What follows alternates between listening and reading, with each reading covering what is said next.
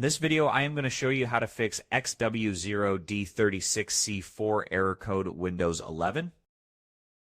So this should be a quick and easy process video. And now without further ado, let's go ahead and jump straight into it.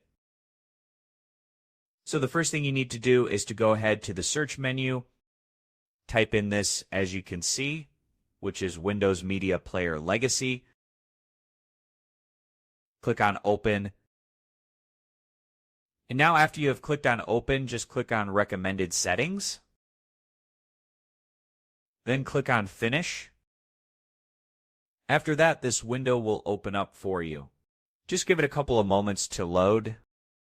Then go ahead to Organize, and then click on Options.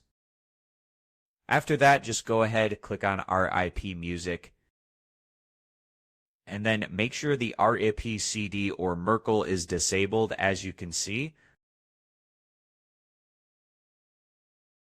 After that, click on Apply, and then OK. So changes to codec place, and then we search your computer. So as always, thank you for watching,